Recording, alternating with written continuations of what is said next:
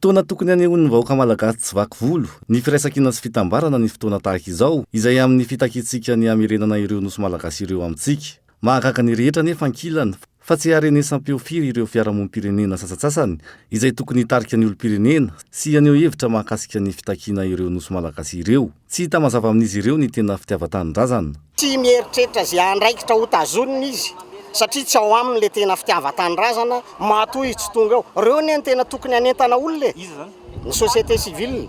Zahay antoko otrikafo dia mametraka tsara mihitsy hoe zava-dehibe ny fiarovana ny tombontsoam-pirenena tahaka an'io, tsy ho anay zay ao anatin'ny antoko otrikafo amin'izao fotoana fotsiny io, fa ho an'ny taranaka rehetra faramandimby. Tsy nisy fifampidiniana nataon'ny mpitondra malagasy teto hatramin'izay ka hatramin'izao. Dia anjarantsika miresaka zany, ao na ataon'le société civile. Ankilany, fotoana izao no tokony ampisehoan'ny fiarahamonim-pirenena ny fitiavan-tanindrazana amin'ny fanentanana ny olo-pirenena, miandry ny fihenkevitra mivoaka ny eo anivon'ny roy. Ekipa afaka manampihevitra amin'izay dia miandry zany izay ny andetoko hoe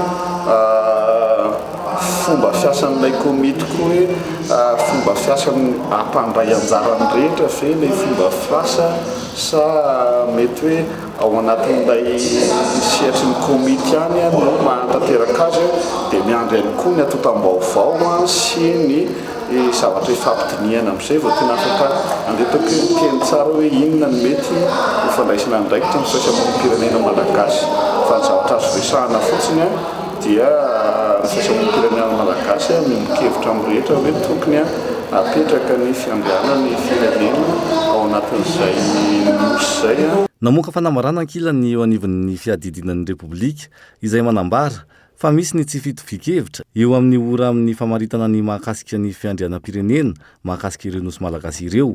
Samy niezaka niary ny tombotsoany ny rotonta. Mbola hitoy anivelan'ny nosy ankilany ny fifampidiniana mahakasika ny amerenana ny Madagasikara ireo nosy ireo araka ny fanambarana navoakan'ny firenena mikambana ny taona 1970.